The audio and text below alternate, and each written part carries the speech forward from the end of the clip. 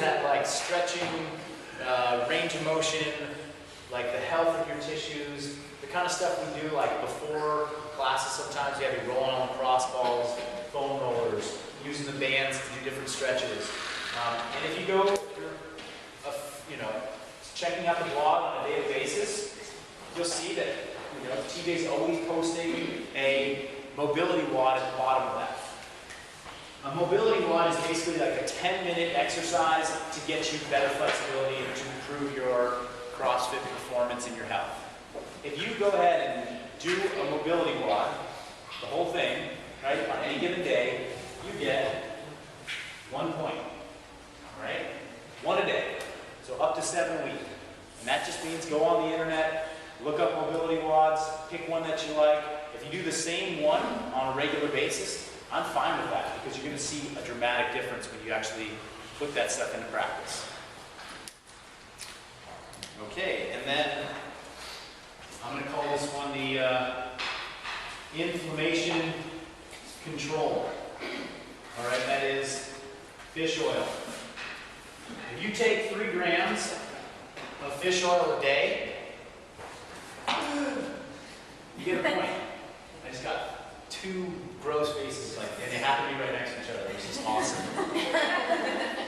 That's right, these 2. Okay, so 2 fish oil, 3 grams a day gets you 1 point. Stress reduction. Okay, so we're going to give you a list when we hand out your packet of like suggested stress-reducing tasks, things that people do on a daily basis, or maybe not daily, but things when they're stressed out they can do and they can calm themselves down. And we're saying that that's really important to get some stress relief in your life. And we're not calling, by the way, this a stress reliever. Okay, that's stressful, actually. So, were you in class this morning? That was stressful. I didn't even work out. So you need to be doing these stress-reducing things. And you can come up with your own if you already have one that you've done for a long time and that worked well for you. If it's meditating, if it's sitting quietly, taking the dog for a walk, reading a book. I don't know. You have to come up with one that works for you. But the idea is to give you some, create some awareness around that. Like, I'm going to take the time to reduce my stress by doing this, and I'm going to set it aside at the end of my day, at the beginning of my day. Okay? And if you do that every day, you get 1 point per day. Okay? So a point for just doing the stress reducer. Workout, meal. Okay, we call this the PWO. The post-workout meal is not a meal like one of these or even a snack. Okay? If you exercise, you do something intense like what we do in here, the window of time, I'm going to make a couple more notes on post-workout, 30 minutes after you exercise is really vital to getting nutrients into your body. Right after you exercise, I know I just chewed up your last 30 minutes, guys, if you were in class and you missed the window because I'm talking at you, but getting some food into your body or getting some type of nutrients, whether that's from a shake or from whole food sources, is important on a number of levels. I'll list them kind of briefly here, okay? It really helps because when you do a stressful thing like exercise, it kickstarts some of the stress hormones in your body. If you eat the right stuff right after you exercise, it calms them down. Your body's like, oh, I have some food. I'm okay. I'm not getting chased by the lion. Number 2, it will set you up for better appetite control and blood sugar regulation throughout the day, right? Anybody skip a meal or skip eating right after they exercise and like an hour and a half later they're just like, they want to eat everything in sight, right? This can help a lot with that. And the other thing, the topic, recovery, it helps you guys to recover faster for the next time you're going to come in and exercise or the next time you're going to go out and minimize soreness, things like that. So post-workout, there's some details about this. Post-workout meal can be your protein, fat, carb, okay?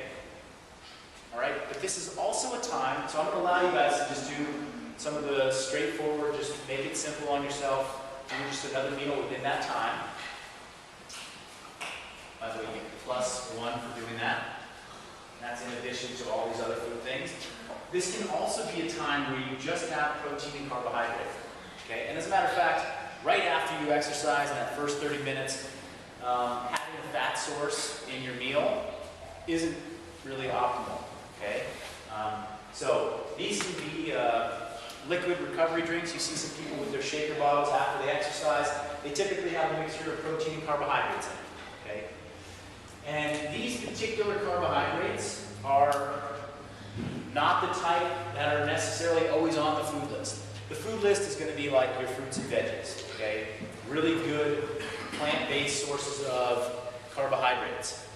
In the post-workout window, and I'm just reserving it for this 30-minute window right after you exercise, I'm going to give you a list of acceptable things that you can have, but they're going to be things that are outside of this normal list, like you can have potatoes. Okay? You can even have a sugary drink. So these, someone who had, there it is, coconut water. Right? This is not a beverage that's going to be allowed throughout the rest of the day because it's just sugar. But after you exercise, if you take some coconut water and you mix it with a protein source, boom, you're fine. And that's actually really good. Right? There are other things like you can buy these at most vitamin stores or GNC. I happen to sell some myself, but like a recovery mixture. A recovery mix. So like you see people getting the protein powders that they're in the tubs and they use the protein powders. Well, there's something called like the recovery powder, which is protein and carbohydrate mixed together. You put it in a little shaker bottle, you have it, slug it down after a workout. Okay? So those are going to be like acceptable things in the post-workout window. It's got to be 30 minutes, within 30 minutes.